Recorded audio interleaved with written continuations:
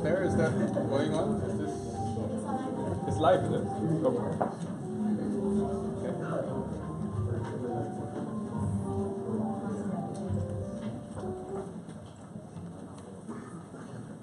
Good evening. Welcome, everyone. Thank you for coming to ESSEC Business School. My name is Kevin Yong. I'm a professor of innovation entrepreneurship here at ESSEC Business School. I'm also the dean of ESSEC Asia-Pacific. On behalf of ESSEC Business School, we would like to congratulate Group Adecco on the launch of your new consulting arm called Modis. Okay. Now, just a quick point about, I'm not going to elaborate too much. Tonight, we're here to talk about digital, to talk about digital disruption. All of us have heard so much about this. It is here. It was here. It is here. It will continue to change the way we live, the way we work, the way we do business with each other. Now, it's my pleasure to host or moderate a panel with three distinguished speakers. The first one being Monsieur Philippe Martinez.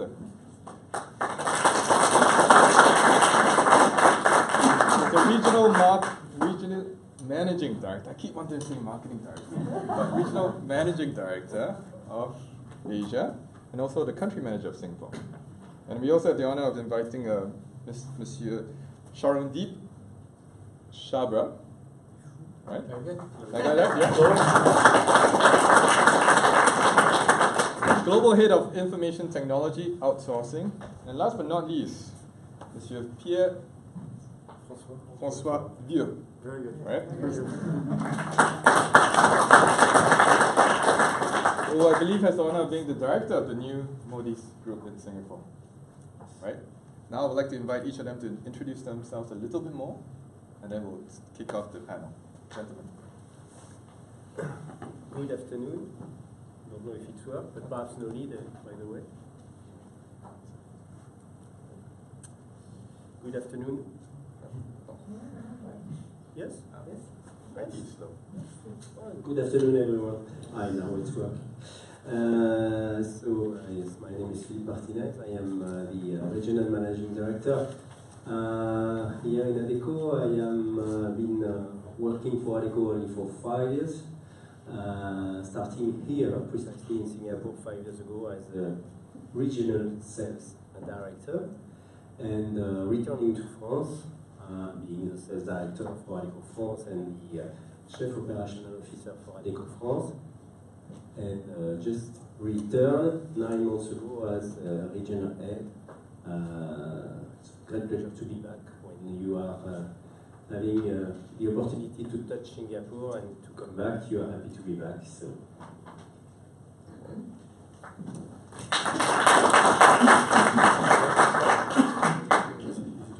Oh, you want to turn it on? Like it's worth 50%, I think. No, we forgot to outsource our IT to Adecco. Okay, so my name is Pierre-François. I'm very new in the Adecco Group family, I would say. I joined the group end of last year with the challenge of launching Modis in Singapore.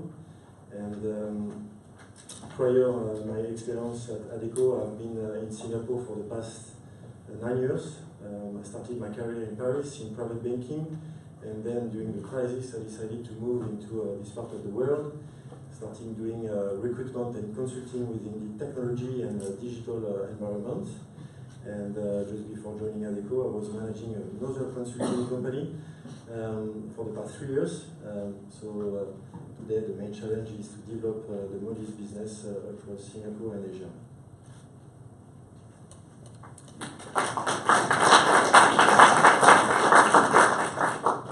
Thank you, Kevin, first of all, hosting us, and welcome everyone. What a great turnout as well, and do appreciate you all coming. So my name is Charandeep Chabra. I'm, as Kevin said, Global Practice Lead for IT Outsourcing for the Adecco Group. I've been about 10 years with Adecco, so I certainly feel older than these two gentlemen here. So most of my time was spent in Australia, and last 1 year, or coming up to be 1 year, I've been New York based. A lot of work around the globe in multiple geographies. Adecco is based out of 62 countries, so I do get a pleasure of traveling a lot, working with some very clever people, and hope to share some insights today around what we do and how we do it. Thank you. Great, thank you, gentlemen. Let's just get started. I'll start with Philippe. Could you just start? I mean, I see a few Adecco people, but I also see a lot of non-Adecco people. Could you give us an overview of how Adecco is organized and structured here in Asia? Okay, so basically, as you know, we are the worldwide leader provider in human resource solution. Here in Asia, I have the responsibility for Asia, but basically Yan Li, which is currently my boss, which is with us today, is the APAC responsible, meaning that he has also Japan, Australia, New Zealand, and India. I am not responsible for. Just here in Asia, we are operating in 7 countries, and on a daily basis, we are basically caring about staffing, so recruiting, payrolling more than 30,000 associates in the region, and employing around 1,000 colleagues in 7 countries, which are namely Vietnam, Malaysia, Thailand, Singapore, Hong Kong, Taiwan, and Korea. I am responsible for the line of business as a global player. We are recruiting people for sometimes few days. This is what we call temporary work. Contract, which is basically 3 months, 6 months, 1 year, 18 months. Permanent recruitment. Not everybody knows that we are number 2 on the global player in the world. So just here in the region, we are finding job and recruiting more than 3,000 people every year. Payrolling, and basically everything around human resource service outsourcing. Outsourcing means that when the clients know that we are able to handle their job at a given moment, they consider to give us the full process, mainly when it is highly human resource related. And then, just starting now, launching in the region the Modis branch, which is already a brand which is heavily present, mainly in North America and Europe. Thank you. If I could switch to Charandeep, as you know, Adecco, like most companies or a lot of companies, recognize the importance of technology and how technology is changing the way we do work. So if you could share with us a little bit from your perspective, how do you see technology influencing the way companies need to change the way we work or stay the same way? Sure. So look, as I said before, I've got a lot of customers that I'm working with globally with multiple organizations, and I certainly see a common theme across the globe, doesn't matter which geography you are in. And let's take one example of mobility. The increase of consumerization in IT and bring your own devices has really brought together the mobile device and the consumer apps into enterprise. And that has really led the employees to have or increase their productivity, but also access to the information that they are able to share quite openly. Now, whilst that's great, that's fantastic, they have got this accessibility, this way of sharing information, it's also led to a lot of challenges for the internal IT department, because the IT department now needs to manage the security around the information sharing, and that's created a lot of problems around policies, but also around individuals' welfare as well, because no longer we are working 9 to 5. We have got access to these devices, the information, we're always on, we're always talking about or getting and receiving emails and having urge of responding immediately. So all of these challenges is shaping the organizations very differently. Now take another example of data. Because of these devices, so much data, and devices and social media I should say, so much unstructured data is coming into organization. And behind this unstructured data, there is so much information around customers buying behaviors, including how organizations are structured, their costs and so forth. Now, the organizations, Kevin, that have really understood this unstructured data and have done something with it quickly and consistently has been able to have a competitive advantage, because they've understood the trend, they've understood what customers are asking for, how their needs are changing quickly, and be able to respond to that. And perhaps the last thing that I'll add is around the skills availability. Technology is disrupting daily, right? But skills are not changing daily, right? You are in business of academic yourself. You know, we are training our young graduates 4 years, 3 years, and by the time they finish their education, some of the skills may be obsolete, or the technology is obsolete. So how do we ensure that the organizations have the right skills at the right time, and we are changing fast enough to the way the technology is bringing in? So a combination of all these three things, especially, I think it's a very big influence on corporate world, at least how it's been performed. Right, so you're basically saying that the technology is very important. It's really, really important, in part for several reasons. One being that we're in an unprecedented age of having unprecedented access to data. There's so much data. And we all know that data can be very useful. The problem is, as you rightly pointed out, is that we may not have the skill sets, or we're not being trained fast enough, or there's not enough people with these skills. So I get this. So I presume this is one of the reasons why you set up Moody's, right? This is the part where I need to turn to Pierre-François, and the first question I'm going to ask you is, what does Moody's mean? Why Moody's? And beyond that label, tell us what's it for? Why did Adecco set this consulting arm? Why? What's the global impact? What's the global name going to be? And maybe for a more local taste, why Singapore? What's the impact of Singapore? Yeah, sure.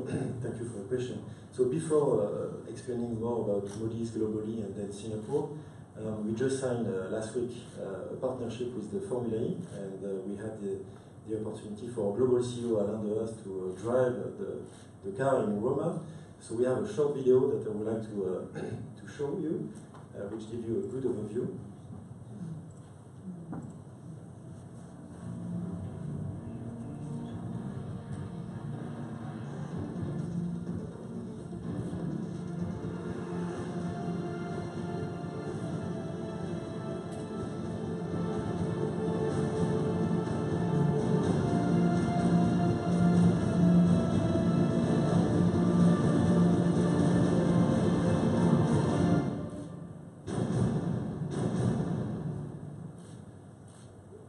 So we are very proud of this, and in terms of innovation, engineering, we will work on the sustainability as Formula E, also in terms of development of talent, and platform. It's a good platform for us to create awareness, branding awareness for Moody's. So just to give you an overview about Moody's as a global, so like all global and complex, I will say, organization, Moody's is formed through mergers and acquisition of existing business.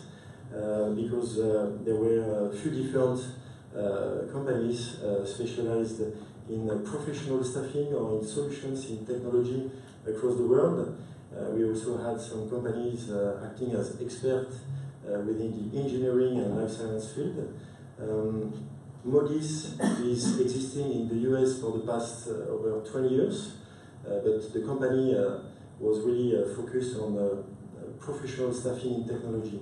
So what happened 2 years ago, the Adecco Group top management decided to put in place a strategy to reduce the number of our own local companies and focus on a global brand.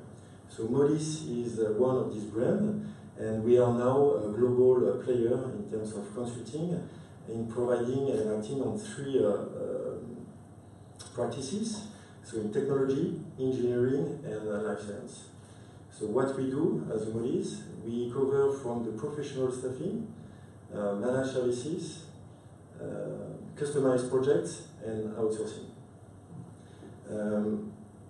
Last Friday, Modis got live, and for each quarter this year, 3 to 6 countries will go live.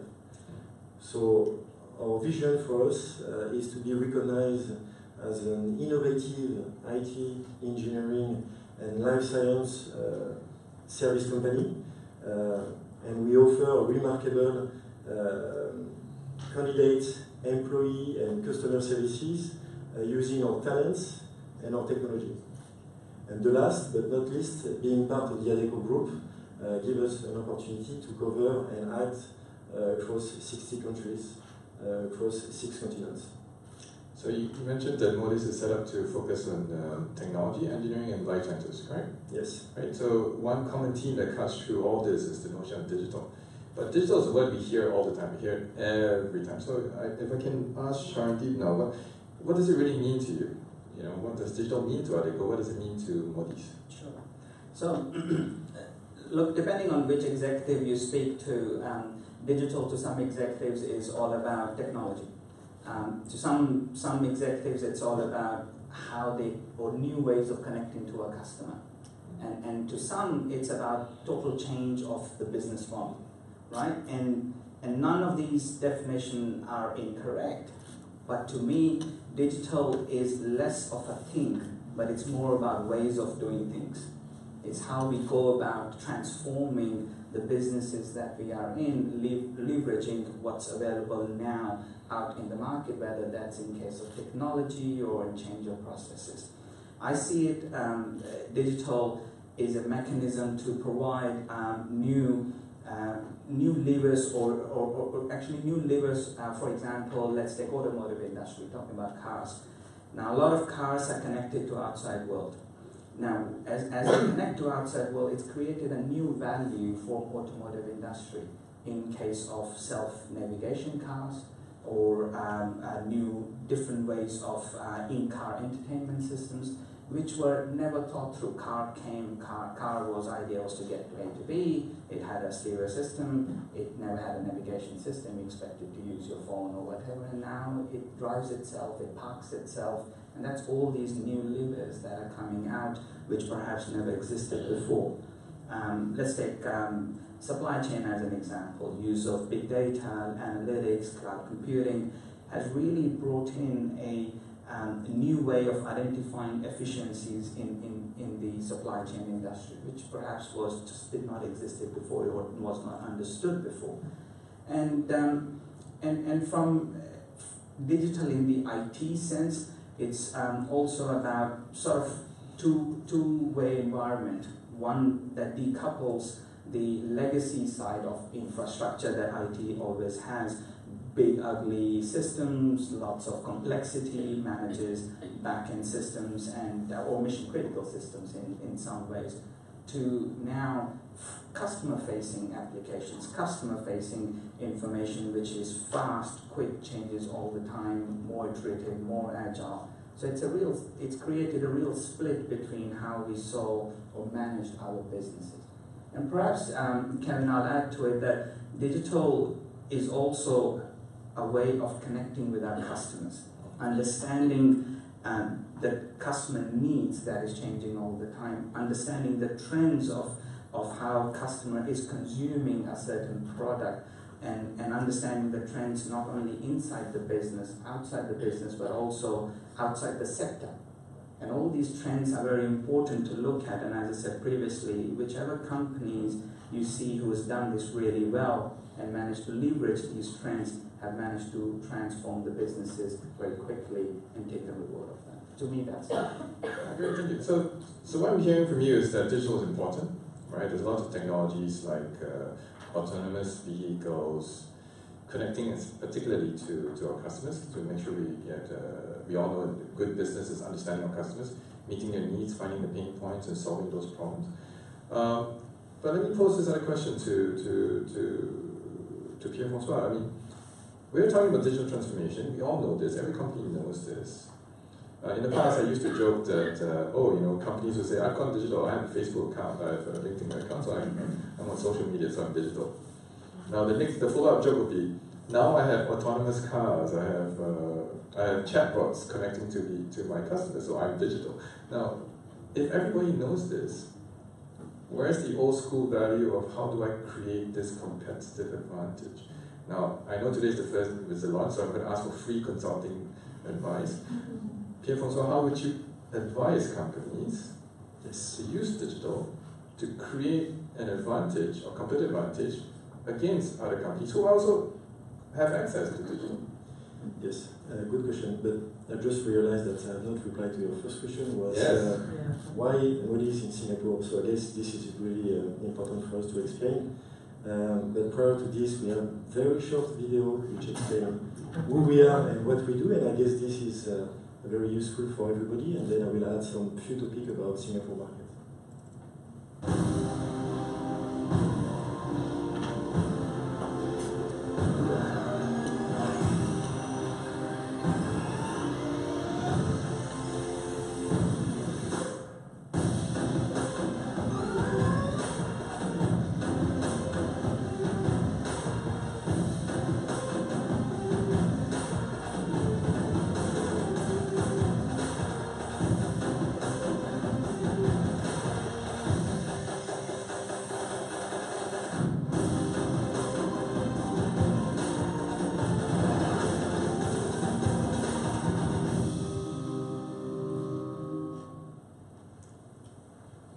I enjoyed this video a lot.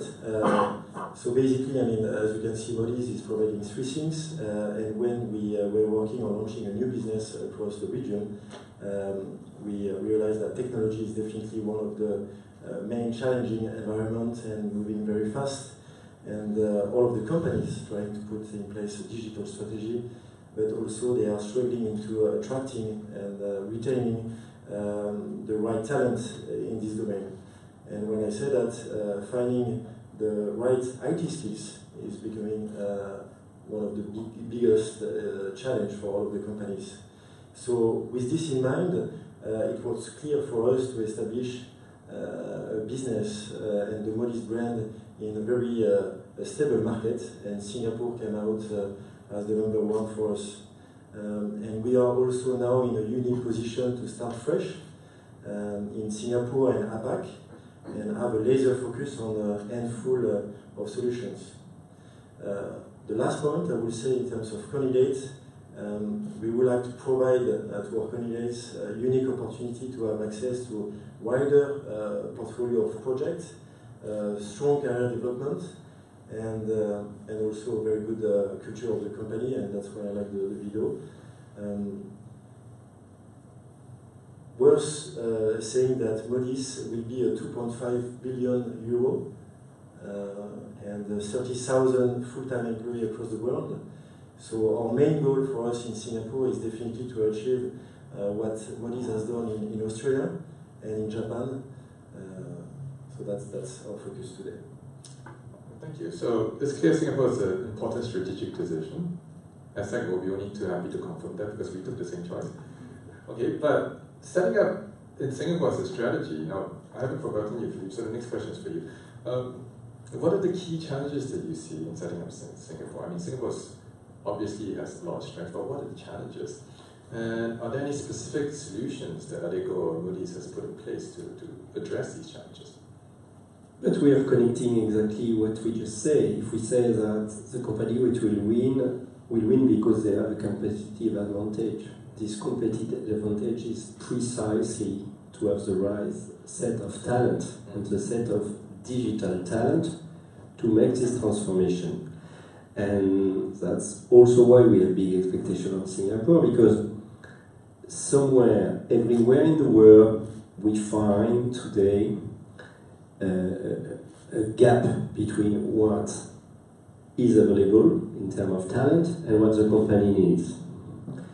In Singapore, looking at the figure, market, very low employment rate, so you believe somewhere that the market is fluid. But finally, it's not so much the case. You have 50,000 job vacancies in Singapore. On these 50,000, more than 40,000 are on professional, executive, technician, and IT people. So this is because of this market shortage that we believe it was one of the markets we want to start. And all the clients I visit, all the clients we visit, they speak about this skill gap, and particularly with the ambition of Singapore on this involvement of the government to make this city as a smart nation, with all the investment on the fintech. We really see that the really market moving are fintech, engineering, and basically all the clients are basically needed skill, but they don't need necessarily permanent skill. They need skill for 6 months, 1 year, 18 months for a given project to transform, because they have a big transformation agenda. And it's all about software engineer, cloud computing, data analysis. So basically, we are a human resource company. So we say our job with Pierre-François is basically to have a band of recruiters which start to scrutinize this talent in Singapore, but around, I would say also spontaneously in India, everywhere those talents are, to bring really this and to have this portfolio of talent, so that when we meet clients, we are simply better than our competitor, because we will spot on by having available the talent they need for their transformation. Oh, thank you, Philippe. So, what I'm hearing you say, 2 very important things that came up what you just said. The first thing is this notion of digital talent. And this notion of digital talent, as you mentioned, is as many as 40,000 plus jobs not filled because of lack of talent that has the skills. Now, the second thing you also said, that even if we could fill this 40,000 tomorrow, within a few months that 40,000 may become redundant, because we're in an age where digital talent or the skill set capabilities are going to evolve so quickly. So this is why we're going to go to Sharon and say, well, clearly all the companies or many organizations in Singapore face this problem, maybe other problems as well. This seems to be a central digital problem. How do you think companies are adapting or should be adapting to these challenges? How do they solve this problem? Sure. Just before I answer your question, just to add something to what Philippe was saying. Some of you who may follow Adecco Group, you would have learned that day before yesterday we announced a very large acquisition of a company called General Assembly, which focuses on reskilling and upskilling in the IT space, one of the largest, if not the largest, bootcamp organization.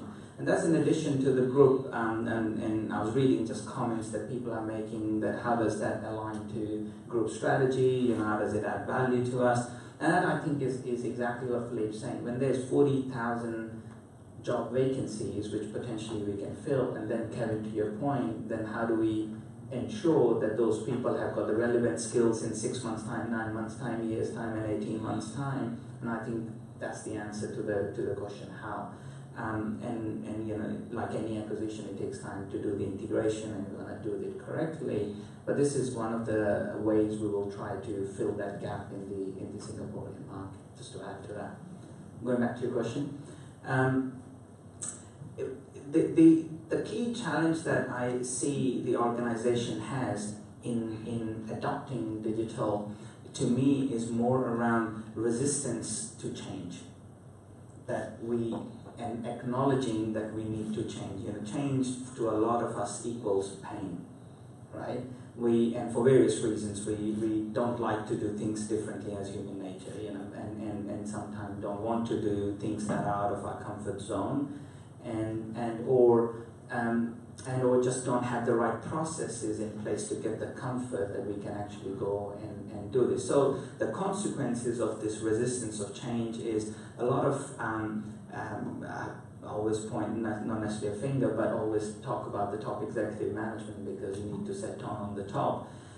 Because the pain is there, the change pain is there, they start blocking, or the organization starts blocking some of these transformation in the ways of lack of funding, or it may be just stuck in hundreds of legal reviews before it actually can come out.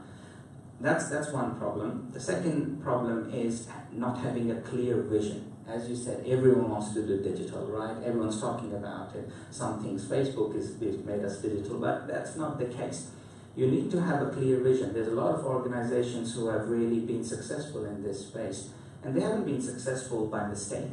They've been successful because they had a clear strategy, clear vision, clear processes behind it, the KPIs behind it, and then they executed the plan they set in place, right? And then followed it through. So I think if I could give any advice for companies perhaps who are still in a bit of dark, is to really make sure that you have documented your current state. Exactly where you are now. What is it that your customer need? Understanding of your customer. Also understanding of your competitor, where they're heading. Understanding of some of the core technologies that are actually available now and can make a difference in your organization.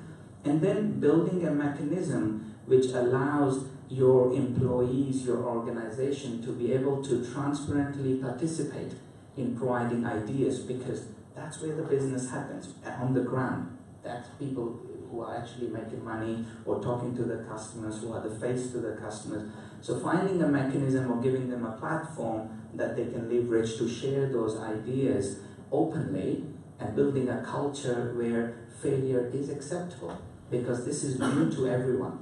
Digital is very new, the transformations are very new. So we want to find a platform that they can openly say, which then helps to define the future strategy. So lack of vision is certainly the case, and then linking it back to the skills and the skills availability, being ahead of the curve, making sure that you're analyzing these trends, making sure that your vision includes the analysis of trends ongoing, not one-off, because customers' behavior, buying behavior, consumption behavior, the way they are, changes daily. So how can we have legacy processes that takes tens of signatures before we can put anything out, that requires hundreds of iteration of document reviews, and that requires months of discussion before something happens, but our customers who's consuming our services changing daily. So we need to align our processes to what's out there, what's the need, what's the demand, and that's what then drives a transformation. Thank you. So can I summarize to say the 3 key points that you're recommending here is vision, strategy, strategic vision, culture, and skills. Right? Those are 3. Correct. And potentially a tactical view, which will be providing a platform where people can actually talk about this, provide those ideas, and giving open mechanism for your colleagues and employees to share those ideas to build that future strategy. So this part where I'm going to switch to Philippe and ask you, what's Modis's or Adecco's differentiated approach to helping companies and organizations achieve this trifecta of vision, culture, and skills? Again, it's no miracle solution for that. I just believe that we are human resource company, so we try to have the good recipe for us first, and potentially we share. And our clients are very interested on what basically today, specifically in the region, In Japan or in France, generally, colleagues are quite unhappy about their company, but they stay. They stay for the kid. When you have a kind of great place to work, they say they are not happy, but they stay. Here in this region, in Singapore, in Hong Kong, they are very happy with their company, with their colleague. The great place to work index we have in the region is great, but they don't stay.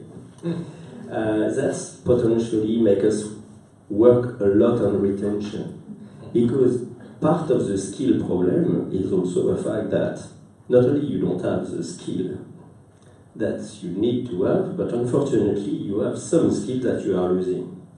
So what we are just doing is that trying to be a human resource company, we are really trying to attract and to retain. And we love to share that. There's no miracle recipe, but again, on attraction is being attractive, and for sure, when you are Apple, when you are Google, it's easy to be attractive.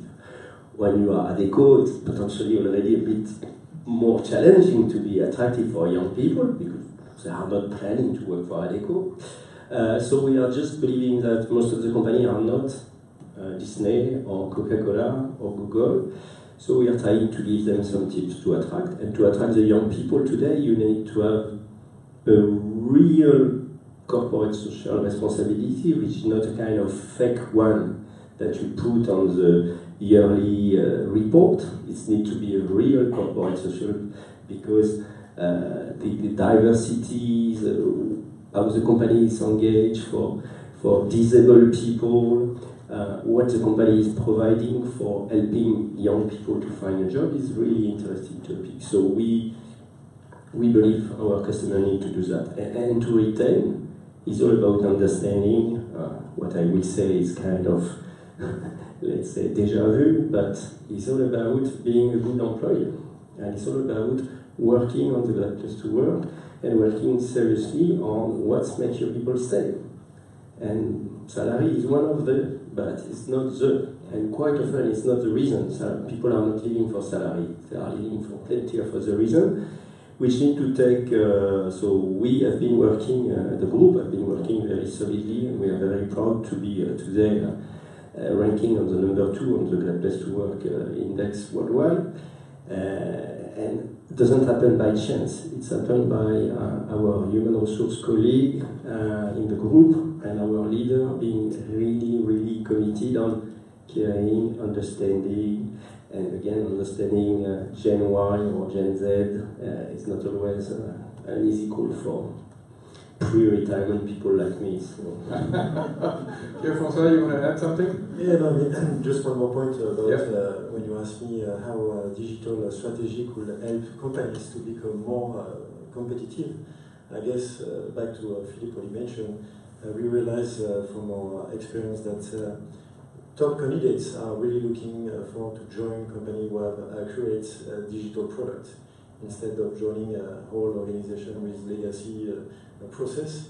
So that's one of the main points. And also in terms of, we were discussing with Jean-Lip, companies are looking to be cost efficiency now, and digital technologies create near perfect transparency now. It's easier to compare prices, all of the level of the services, and measure product performance as well. So that was the main point. And the last one that we realized, most of the companies would like to streamline their workflow and to have their whole department to become more efficient. And digital, implementing the right digital strategy is definitely one of the key points. So it's quite clear that Adecco Moody's understands that there's a clear difference between attracting talent and retaining talent. You understood it very clearly. And it's also clear you're looking forward into the future, or even present today to plus tomorrow, that digital is changing the way we work. I mean, it's increasing transparency, the efficiency, and when you couple this with the different challenges with attracting and retaining, you get a very complex problem, right? So that's clear. Now, it would be really nice to hear from Sharandeep 2 or 3 test cases, or maybe 1 or 2 great stories, examples of how Adecco or Moody's has achieved this for your clients. Sure. I just have to be careful. I'm not naming a client, so just nudge me. I'm sure you all will appreciate the confidentiality around the names. But I'll share a couple of stories that I think is a potential good case study. One would be around digital, and second, perhaps we'll take the angle of workforce solutions. Right? The digital one is very cool, as I would say. So one of the organization, actually one of the largest multinationals in chemical production space, they one of the things they did was they produced sodium cyanide for production of gold in the mine sites. And the way they do that is they produce it and they transform that in a form of powder, and which is used to for transportation ease. So they can create cyanide, change it to a powder. Powder goes into big machinery. Almost this machinery looks like a front loader washing machine. You know, big square, big hole. Put the cyanide in, shut the door. Off it goes on a ship or on road, on container, and goes on transportation. The problem they found was with the transportation, the machines were obviously moving, there was movement in machinery, and it actually created asset maintenance problem. They were either getting damaged, or in some cases they actually had cracks in machinery which resulted in leakage of cyanide, which can create an environmental and human health hazard. So we were asked to analyze why this problem is happening. Okay, and we looked at unstructured data, pure spreadsheets, 180 million rows and 30,000 columns on spreadsheets, data unstructured, and we gave it to our data science team to look at it and come back with some view. And as the experts do, they came back with a structured information, built a predictive analytics model in a way that we were able to tell this company's engineers 1 hour before the machine will potentially break down.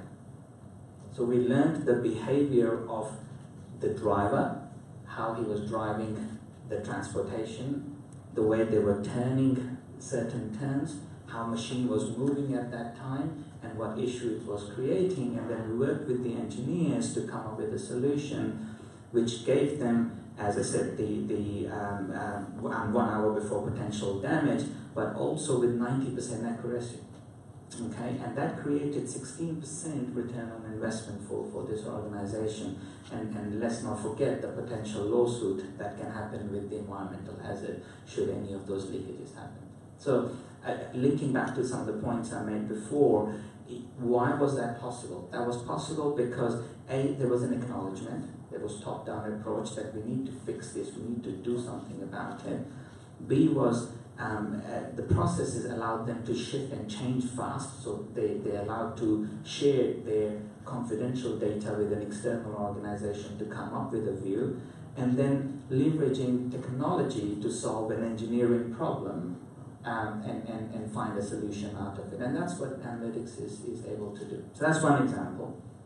And the other one that I was mentioning is around workforce solutions. So a tier 1 technology services provider in Europe, one of the challenge they had was they had over 1,300 suppliers or small to medium suppliers that they were consuming services from.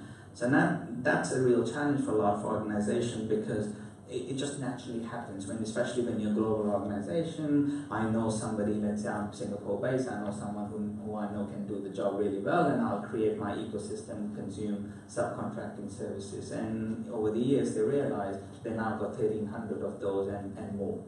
So we helped this organization to rationalize their, define their new procurement strategy, then rationalize their supplier base to more manageable, which was sub 200, and then working with our business analyst teams to really identify what is their core business and what is their non-core business.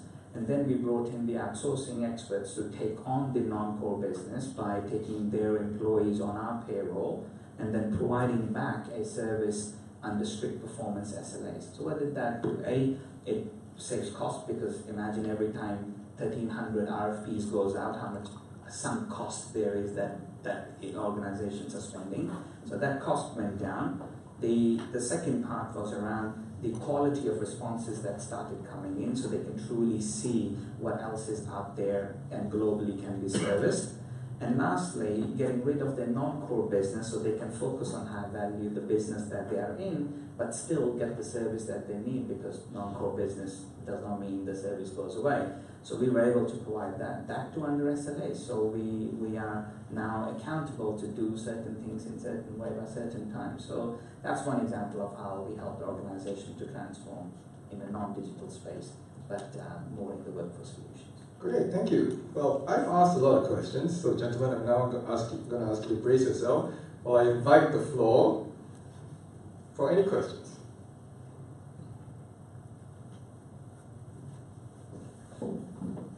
Clearly, we cannot be that clear for sure. Yeah.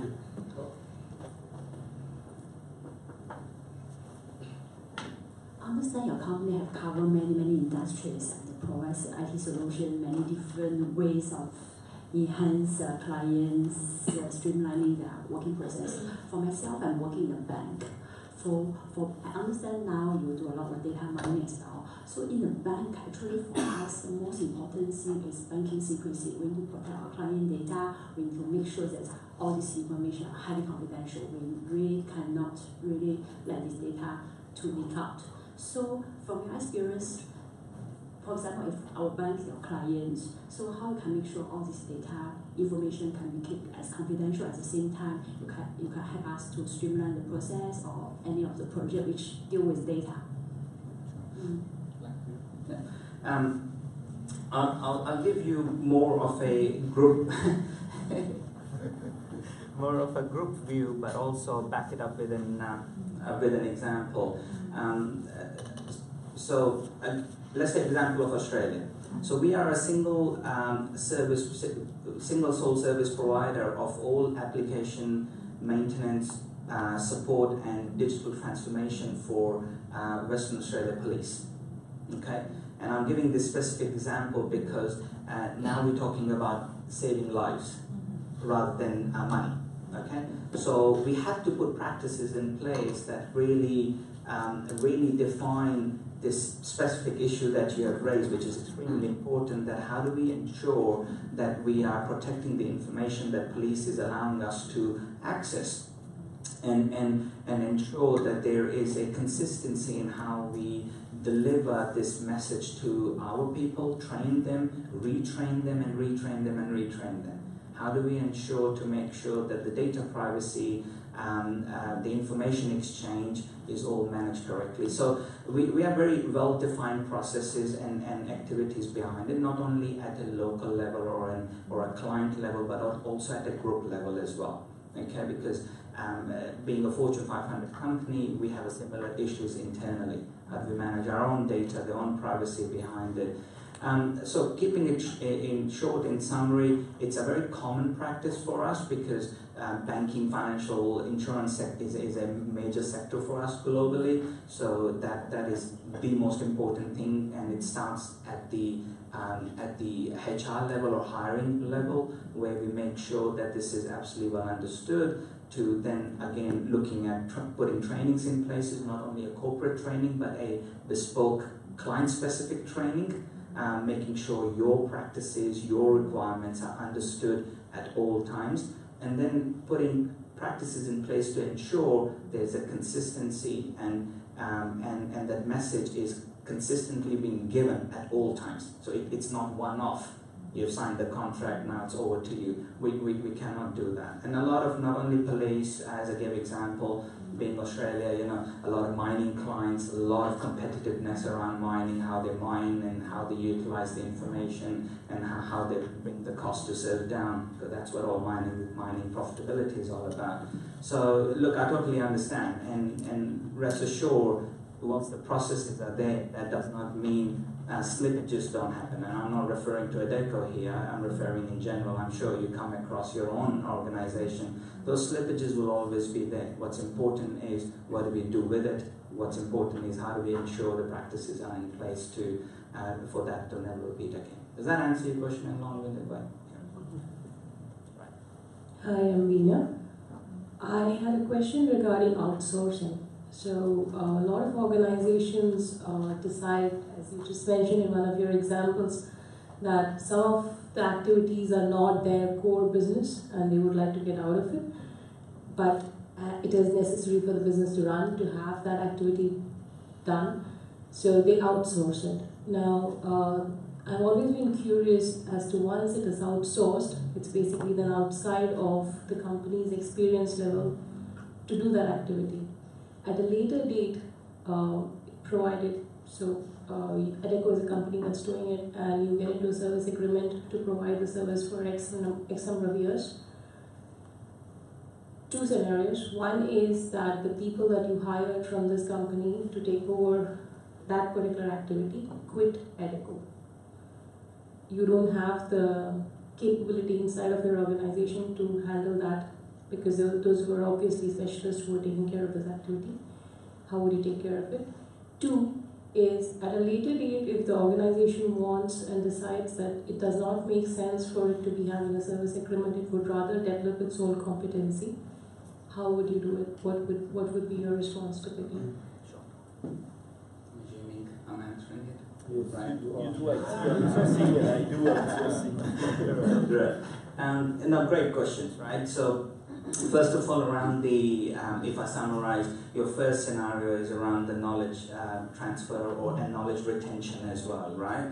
So, as part of the outsourcing, so we have two different scenarios here. One, where we will take on the people that existed in the organization, bring them on our payroll, and then provide that service back under SLA as the example I gave. What we also have is a very defined and very well-oiled machinery around outsourcing. So our own processes, the methodologies, the know-how of how to manage a complex outsourcing opportunity. So it starts from transition for us. As soon as we take on services and transition in time, we normally will have roughly, depending on complexity of the contract, about 2 months to 3 months of transition in time, where we will understand the business, we will shadow with the incumbent, we will reverse shadow with the incumbent, we will do our due diligence and provide any changes should due diligence bring any changes out. At that point, we will establish a team that is basically shadowing the core expertise that are part of that contract, to take as much as knowledge we can in a certain defined period to ensure there is A, continuity, okay? B, it's important for us to learn ourselves to bring the transformation at the end. Okay, the contract that I was referring to as an example case study, we now actually built a innovation and automation lab in Sofia in Bulgaria, where we are just working on how we can automate, and this is bespoke, the automation is out there, but for that specific client, for their needs, to bring 20% cost reduction in cost to serve, right? Because the outsourcing contracts is all about taking something on and then year on year providing efficiencies and cost reductions and so forth. So we have to have that knowledge-based team to take on the knowledge, reverse the knowledge, provide the efficiencies, and then find technology stacks that can perhaps automate. So does that answer your first question? So the second, from second scenario, can you please repeat that so I'm sure that I answered correctly the second question? Second is typically, I'm coming from a completely different perspective on it's actually being something that is core to the business and they decided it was not. Now they want it back. Yeah, sure. So for many different ways. Again, these are commercial models, right? So with one company, we have an open book commercial model, right? Where we will show exactly how much it costs to run it, exactly what profitability we are putting on, and that's actually a quarter-on-quarter extension contract. Okay, so they also know if you reverse engineer it and say that's it, I don't want it, which means XYZ will be our loss. Back to you to take that loss on, right? So that's one way of doing it. The second way of doing it is we are not just doing, let's say if you're the client, we are not just doing outsourcing for you. The whole idea of outsourcing is how can we then cross-pollinate or leverage different other clients as well, so we can start redeploying those folks into other opportunities, other accounts. And that's a added, I would say, a core differentiator of Adecco compared to other outsourcers, because we, by DNA, a recruitment company. So we have the world's largest database, we know where the jobs are, what we need is the skill sets, and what better than pre-cooked skill sets that we have now received and can then be able to deploy them in different contracts. Does that make sense? Sure. And we'll comment a bit on a larger, and then I will be taking my Adecco hat. We have a large outsourcing practice, but again, outsourcing is a very big word. So in Japan today, 25% plus of the total revenue is outsourcing. In Spain, more than 25%. And quite often it starts by our connection with the head of human resource. Because we have a lot of people working for a given client, and at a given moment we trust and we have a good relationship. And the client says, oh, but by the way, in my logistic warehouse, I pay people per hour or per day, and I realize that 90% of the people are Adecco people. So instead of paying per hour, why I will not pay you per packet, per box?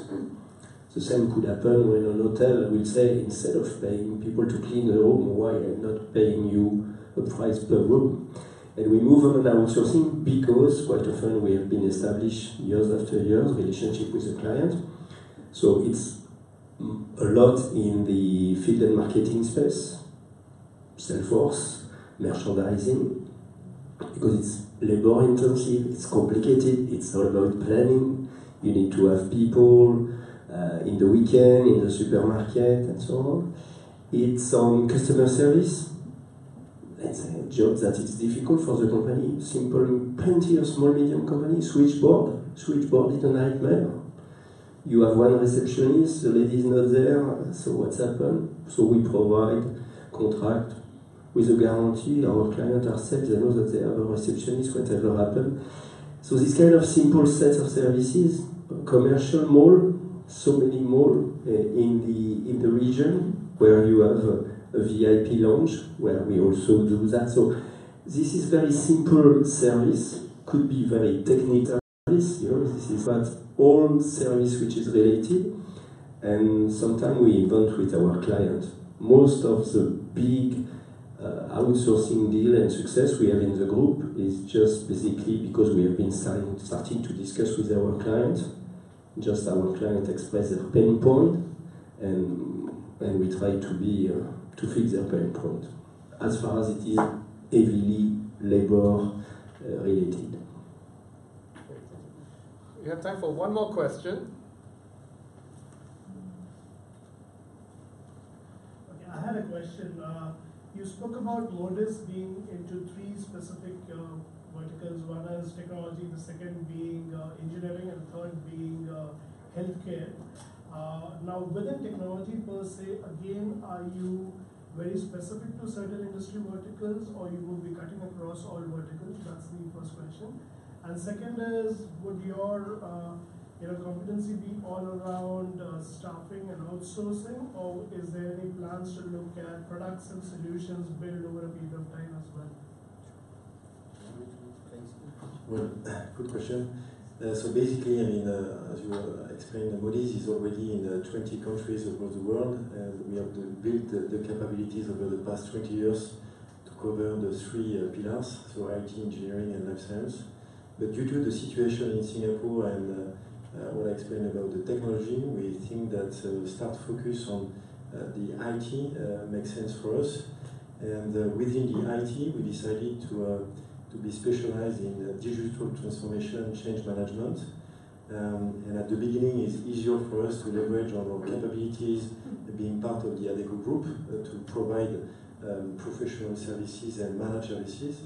And thanks to having Charndip flying over from New York, who is the global practice leader in IT outsourcing, we are implementing a working collaboration with our existing team in Australia because we have a development center. So we are now able to provide either professional staffing and managed services and also outsourcing. But it's clear that, always, when we launch an activity, we need to be focused because we need our first 5-10 clients being very satisfied. So that basically, so we don't want to cover too much because, as you all understand, basically we need to have the pipe of talent which really make the clients happy. So if I try to oversell, I will fail. So we will be very, very focused at the launch point. And then after, for me, it's absolutely clear in the region that Hong Kong and Taiwan are the next one to be rolled out because it's typically the same kind of markets than in Singapore. Yeah, and then Parag, just to add to what folks have just said, from me, from my suggestion to Modis Asia, Modis Singapore, would be to take a very much a customer-centric approach. Okay, we want to see things or develop things here by looking from the lens of customer eyes, right? You know, to see what is the need and how does that fit into our overall portfolio. This ladies asked a great question around, you know, how do you take something non-core and then it may become a core one day, and then how do you reverse back? Now, in that, to make it non-core to core, you might need some products. You might need external partnerships. You might need the know-how that perhaps Modis may not have or may not even want to build upon, right? So that's where we will leverage the products that are out there, or technologies that are out there, or the partnerships that are out there that at the end helps our customer. A lot of, like banking is a great example. Banking is not a new sector to us, right? The IP, the knowledge transfer, the privacy, these are all extremely important to us, and we understand that business. But how does that correlate to a solutions and professional solutions? And what does the customer want? What do we already do? And what is our gap? And if that gap equates to a product, then we'll bring it in. But if that gap equates to skill, then it's a matter of looking and finding which we do for a living. Yeah. Well, thank you, gentlemen, for engaging, sharing, and the discussion. Again, on behalf of ESSEC Business School, I would like to congratulate Adecco Group for the launch of Modis in Singapore. And to this end, we wish you a great adventure. And to celebrate your start, as an international business school with French origins, we would like to invite you now to share a glass of a great base beverage that's internationally loved, but very much of French origins. Thank you.